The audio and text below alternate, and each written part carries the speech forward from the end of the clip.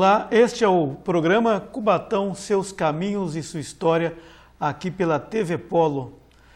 Hoje nós vamos falar de um tema que já falamos em outras ocasiões, aproveitando a proximidade das comemorações dos 201 anos da independência do Brasil, lembrando que no ano passado o Brasil chegou ao seu segundo centenário da independência do Brasil. E nesse ano, portanto, 201 anos de independência. E como cubatenses que somos, sempre lembramos da passagem de Dom Pedro por nossa cidade no dia 7 de setembro de 1822, horas antes de proclamar a independência do Brasil. Já citamos num programa anterior o livro 1822, de autoria do escritor e jornalista Laurentino Gomes, onde ele cita a passagem do príncipe regente por Cubatão. Cita, inclusive, o famoso chá de folhas de goiabeira que o príncipe regente teria tomado na cidade e, portanto, melhorou das dores que sentia e prosseguiu viagem através da calçada de Lorena. É importante citar esse livro porque essa história da passagem de Dom Pedro pelo vilarejo de Cubatão sempre foi uma história oral, que historicamente passa de pai para filho aqui em Cubatão. Todas as gerações que nos antecederam sempre lembram desta passagem histórica de que Dom Pedro realmente esteve aqui, mas não estava escrito num livro como o livro do Laurentino Gomes, de uma repercussão muito grande. O livro, então, é importante porque ele que quase oficializa uma história que até então era contada um pouco como uma lenda, como algo que não era comprovado, mas o livro dá esse caráter oficial a essa história que nós conhecemos tão bem. Hoje nós vamos mostrar para vocês que estão assistindo o programa um trecho, aliás, dois trechos de textos que falam sobre essa passagem, que estão disponíveis no site Novo Milênio, que é aquele site que nós já falamos aqui diversas vezes, um site que traz muito sobre a história não só da cidade de Cubatão, mas de toda a nossa região, e que é muito importante para a pesquisa desses temas históricos. O primeiro texto escrito sobre a passagem de Dom Pedro, o título é interessante, né? A independência quase foi aqui. É um texto escrito pelo professor Marildo Passerani, o Marildo que é professor de História aqui na Rede Municipal de Ensino, professor de História. E ele escreveu um texto que eu vou dar uma resumida.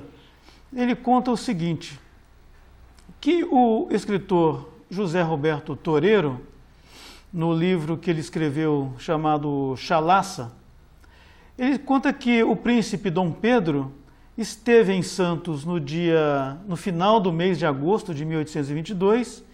Ele veio a São Paulo, havia visitado diversas localidades do Rio de Janeiro, de Minas Gerais. Estava em São Paulo no final de agosto de 1822, vindo de São Paulo. O intuito de Dom Pedro era visitar os fortes que existiam e ainda existem no município de Santos, e para visitar também a família do José Bonifácio, que era um dos ministros, né, de Dom Pedro, e que também era muito amigo da família. Essa versão é contada pela professora Vilma Terezinha, que é professora de História da Universidade Católica de Santos. E ela salienta que o príncipe chegou a Santos de barco, vindo de Cubatão, desembarcando onde hoje é a Avenida Gafré e Guindy, lá no bairro do Valongo, ali no Centro Histórico de Santos. Ele desceu no porto do Valongo, Passou pela atual Rua Frei Gaspar, que na época se chamava Beco do Inferno, chegou aos Quatro Cantos, ali ao lado de onde hoje está a Bolsa do Café, e seguiu em direção à Igreja Matriz de Santos, a antiga Igreja Matriz de Santos, para fazer as suas orações. Nós sabemos que a família de José Bonifácio residiu na Rua Santo Antônio, inclusive há indicação da casa onde o ministro nasceu e a casa onde a família residia. Foi justamente nesse local que o príncipe regente ficou alojado. Aqui cabe uma observação, nós estamos citando o Dom Pedro como príncipe regente, porque ele ainda não havia proclamado a independência do Brasil, portanto não era o primeiro imperador ainda nesse momento.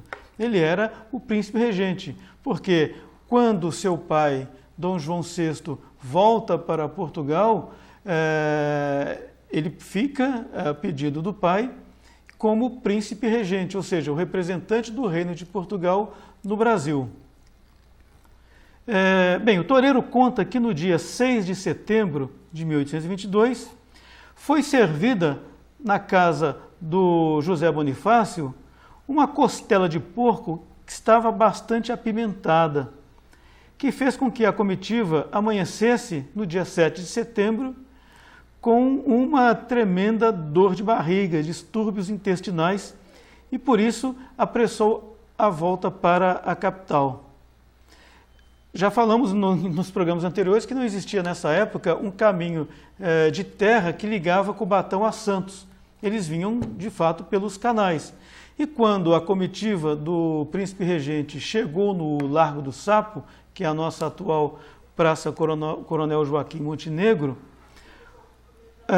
Dom Pedro estava passando realmente muito mal, quando foi, então, oferecido a ele o famoso chá da folha da goiabeira, preparado pela jovem cubatense Maria do Couto.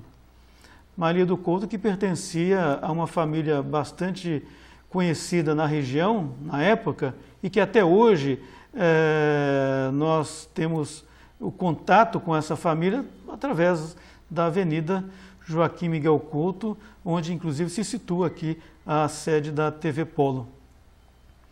A Maria do Couto realmente chama muito a atenção do príncipe regente, né, por ser muito bonita, embora fosse casada, o príncipe não se constrange em louvar-lhe a beleza, como era bastante peculiar ao príncipe. Bem, passada a fase dos distúrbios intestinais, o príncipe então sobe no lombo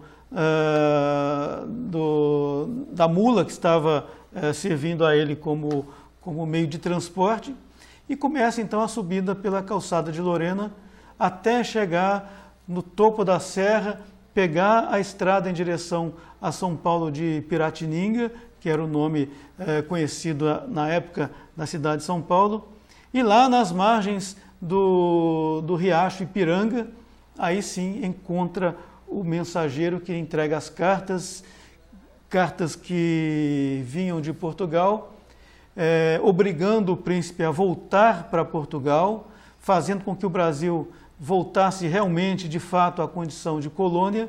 E é nesse momento que Dom Pedro se revolta, né, puxa a espada da bainha e proclama a independência do Brasil.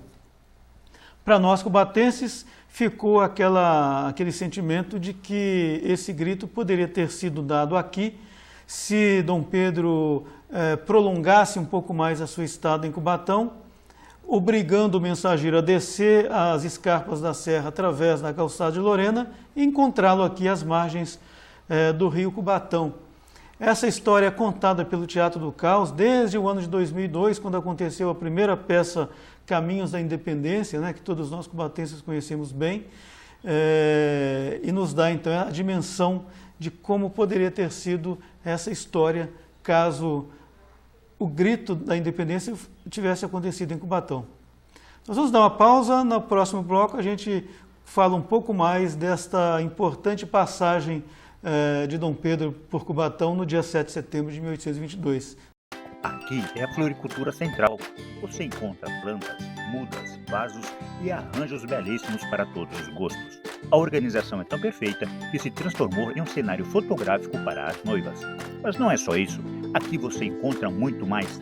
Estamos falando do Espaço Café com Flores, um cantinho agradável para um café com as amigas, coffee break e pequenas reuniões. E para você que prefere um evento mais intimista, o Café com Flores tem um espaço para mini casamento. Outro serviço que não sai de moda são as cestas de café para datas especiais. Aqui tem também apresentações do Coral Sambaqui, com declarações de poesias e muita música.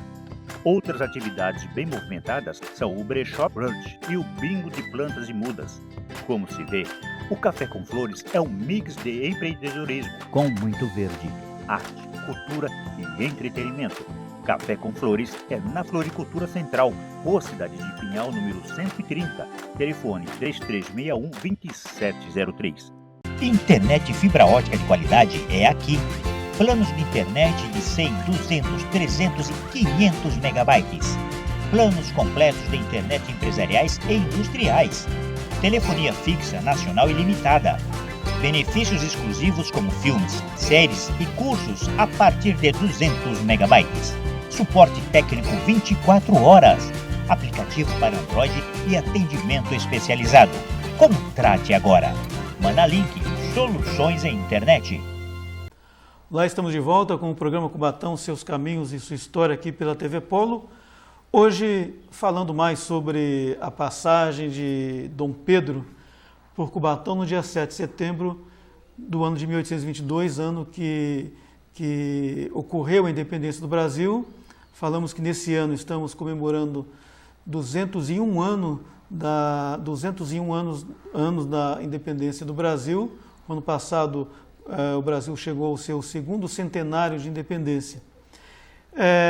Falamos de um texto que foi extraído do site Novo Milênio, que foi uma colaboração do professor Marildo Passerani, que é professor da rede de ensino de Cubatão, professor de História.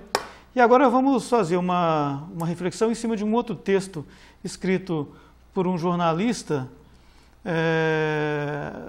nosso amigo Paulo Mota, já aposentado do serviço público, e ele colaborou com o jornal A Tribuna no dia 7 de setembro de 2004, com um texto também abordando a passagem de Dom Pedro por Cubatão. E no texto ele diz o seguinte: diz a história que Dom Pedro I, indo para a Baixada Santista a São Paulo, onde proclamou a independência, fez o que todo mundo fazia naquele tipo de viagem. Parou em Cubatão, no antigo Largo do Sapo, às margens do rio Cubatão, perto de onde hoje está a indústria Estireno, para trocar montarias e descansar. Enquanto isso, vindo do Rio de Janeiro, um mensageiro trazia aviso do conselheiro imperial José Bonifácio de que as cortes portuguesas queriam que o imperador voltasse para a Europa. Já ao chegar em Cubatão, Dom Pedro sentia-se mal em decorrência, possivelmente, de algo estragado que comera em Santos. A indisposição não era pequena e tudo indicava que ela o faria ficar mais do que 24 horas habituais dos viajantes no Largo do Sapo. Para sermos mais claros, Sua Majestade estava com uma diarreia. Entra então em cena Dona Maria do Couto, a mulher que cuidava da estalagem. Serviu ao imperador um chá de folhas de goiabeira, utilíssimo em tais emergências, por suas propriedades, digamos, retentoras. O resto é o que já sabe. Dom Pedro ficou melhor, subiu a serra, no prazo previsto, encontrou o mensageiro imperial, vindo do Rio. Ao invés de encontrá-los às margens do Cubatão, encontrou as margens do Ipiranga, onde foi dado o famoso grito. Isso tudo está sendo lembrado no espetáculo Caminhos da Independência, apoiado pela Prefeitura e encenado pelo grupo Teatro do Caos, em cartaz nesses dias em que se comemora a Semana da Pátria.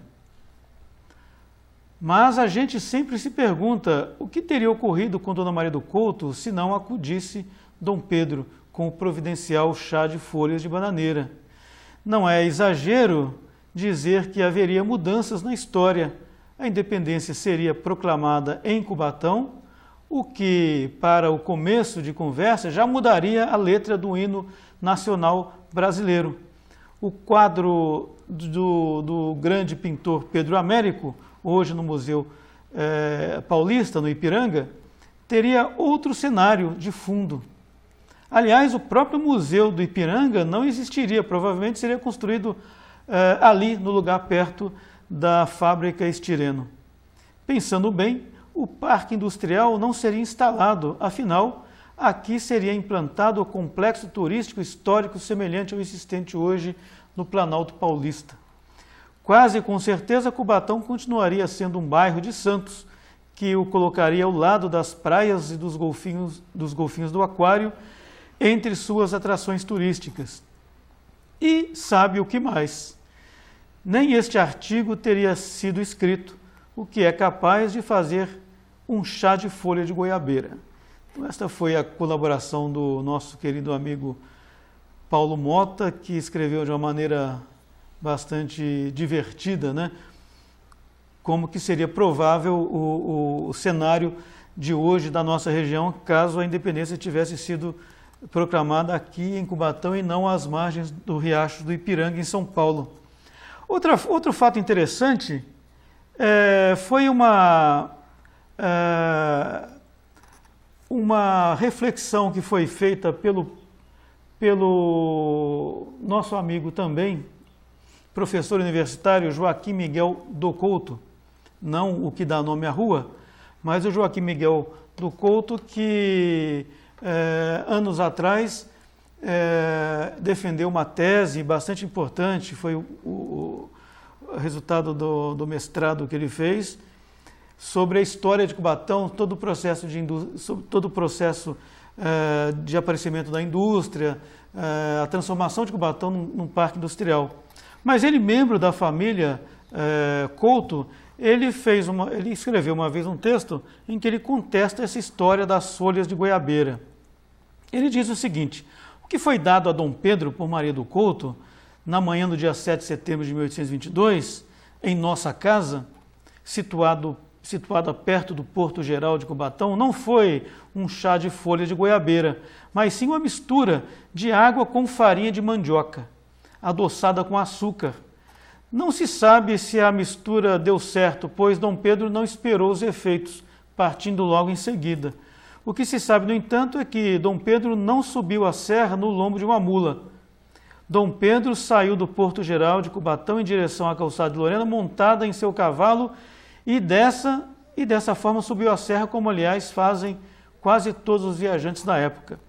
Então são contestações aí que são colocadas, que a gente também não tem como saber exatamente como foi, né? Se foi folha de bananeira, se foi uma água de mandioca, isso é algo que a história não nos permite saber. O fato é que Dom Pedro I, primeiro imperador do Brasil, esteve em Cubatão antes de proclamar a independência do Brasil no dia 7 de setembro de 1822 e que, caso tivesse encontrado o mensageiro que lhe entregaria as famosas cartas de Portugal exigindo a sua volta para a Europa, se tivesse sido entregue aqui, a história seria outra.